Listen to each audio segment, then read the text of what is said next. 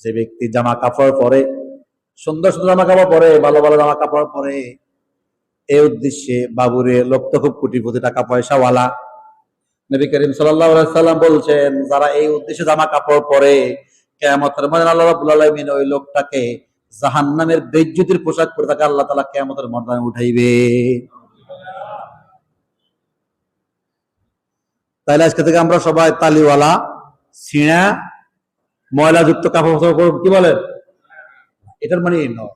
এর মানে হচ্ছে আপনি আপনার অবস্থার আপনি কি করবেন? জামা কাপড় পরবেন। কারণ আল্লাহ তাআলা যে নিয়ামত দিয়েছেন, সম্পদ দিয়েছেন, অর্থ দিয়েছেন, একসময় আপনি ভালো জামা কাপড় পরতে পারেন নাই। এখন আল্লাহ তাআলা আপনার সন্তানের মাধ্যমে আপনার মধ্যে আল্লাহ তাআলা আপনার সম্পদের মালিক বানিয়েছেন।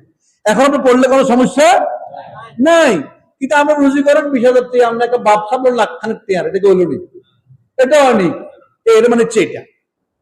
আবার কিছু খবিস আছে ইনকাম করে 1.5 লাখ টাকা,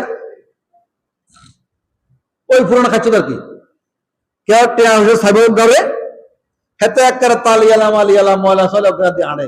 টুপিকে মাপ দিয়েছে আজ শুক্রবার, মনে যেন কয়েক মাস মিয়ার সামানের সৌ দেয় না টুপি, আছে না নাই? আমরা অনেক ইমানদার মুসলমান মুসল্লি আছি, দেবের যে বেশি খুব সুন্দর সুন্দর জামা কাপড় পরি, আছে না নাই?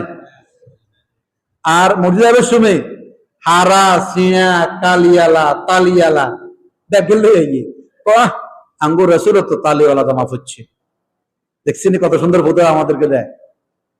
নাউজুবিল্লাহ।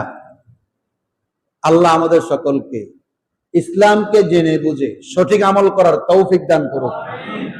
তাহলে আমরা প্রদর্শনের জন্য, লোক দেখানোর জন্য, লৌকিকতার জন্য আমরা কোন পোশাক পরিধান করব?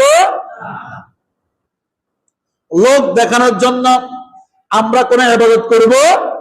নামাজ বলেন, দুরূদ শরীফ বলেন, জিকির আজকার বলেন, মাহফিল বলেন, এরপর দান খয়রাত বলেন, যা কিছু করব আমরা কোনো কিছু কাউকে দেখানোর জন্য করব? লোক যশ খ্যাতি পতার জন্য আমরা কোনো কাজ করব? আল্লাহ তাআলা আমাদের সকলকে আল্লাহর বিধান, রাসূলের তরিকা অনুযায়ী জীবন পরিচালনা করার তৌফিক দান করুক।